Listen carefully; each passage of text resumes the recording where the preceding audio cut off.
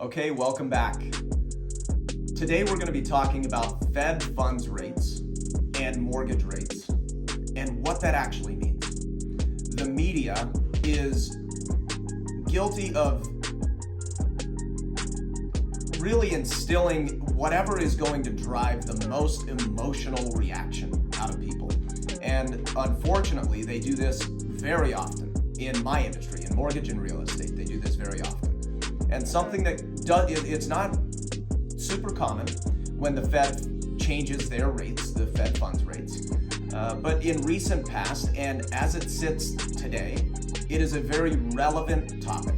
So back in March 2020, the Fed dropped their rates to 0%. After they, through the year of 2018 and 19, they had been increasing them.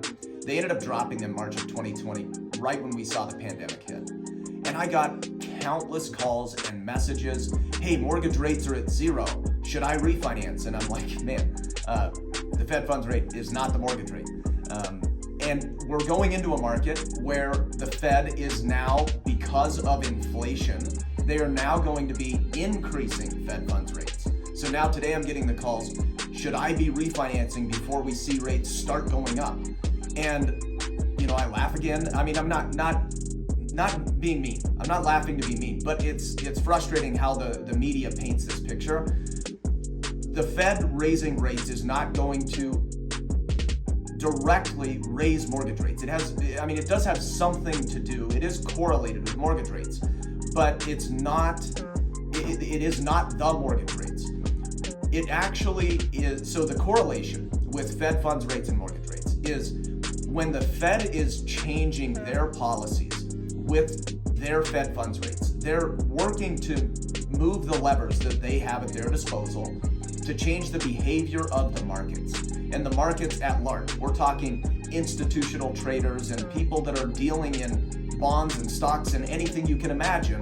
They're moving those levers to influence the behavior and change certain dynamics of the economy. So think back when they brought them to 0% in March of 2020. What they were trying to do was create opportunities for, well, let's go back. The Fed funds rate is the overnight borrowing rate for banks. So this is what the banks borrow money at, and in turn does eventually have an impact on what they can lend money at. But these types of rates are mostly related to business and commercial loans.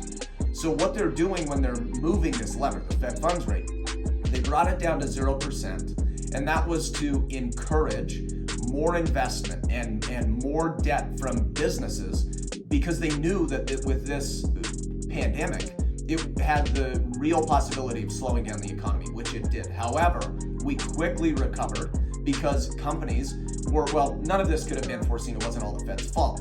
But the point is, the Fed funds rate allowed companies to stay very liquid and keep delivering goods to the market, goods and services to the market, and amplify those resources with the lower costs of borrowing.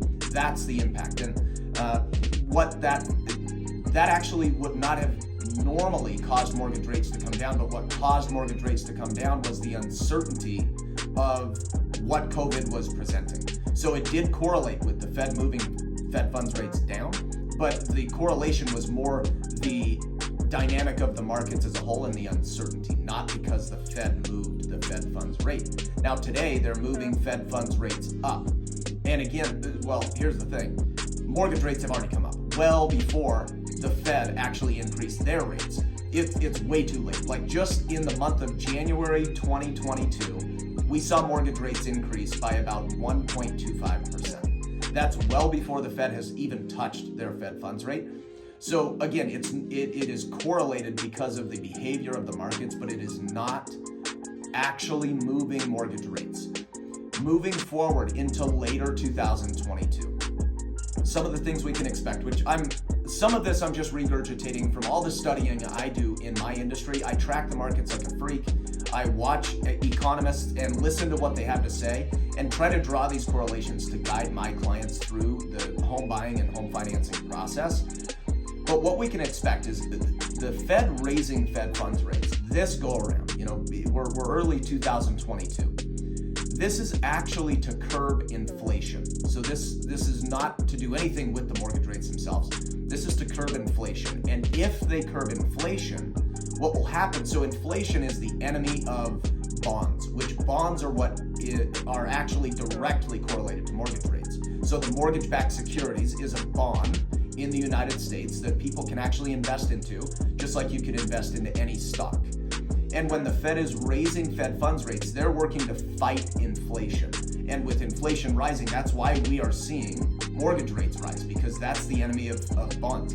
Bonds are a fixed return investment. And when you see inflation going to 7% and you have a fixed investment paying you 1.5% or 2%, you're effectively losing 5% on that investment because inflation's so high.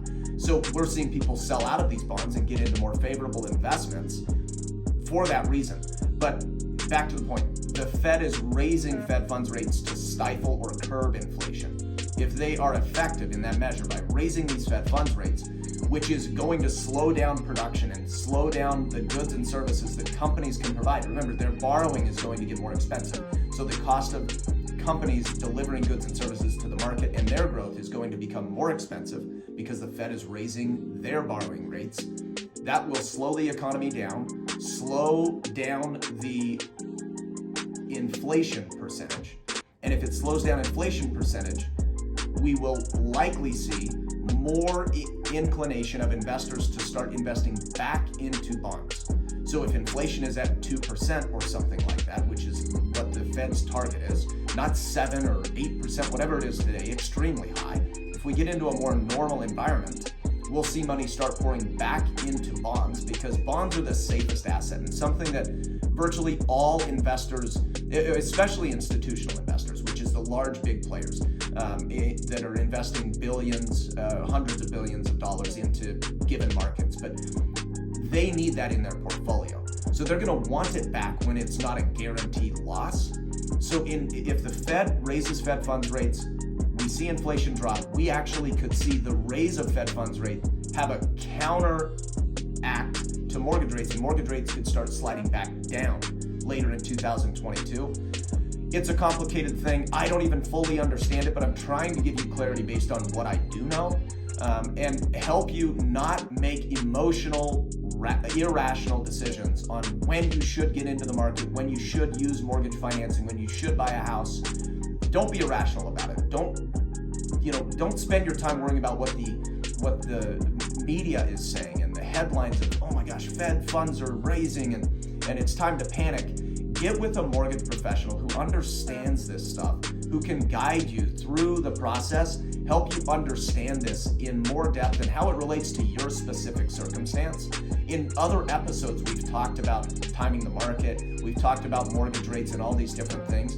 You should listen to those episodes too, because this relates directly to it. It's simply getting with somebody who can give you the clear advice, not letting emotion get the best of you, and making more strategic and logical decisions as it relates to mortgage financing and real estate. Because the fact is, although it is your home, something that you invest in from an emotional standpoint, it is generally the largest asset and the largest source of wealth for families in the US. So you need to be looking at this with more logic and less emotion, more logic and less emotion. Thank you for tuning in to another episode of Loans Elevated. To stay up to date on all industry news, please follow us on all platforms at LoansElevated or at Broch Lassig. If you're interested in learning more about what your financing options are, please reach out to me and my team at 801-713-4000 or visit applywithbroch.com. I look forward to working with you.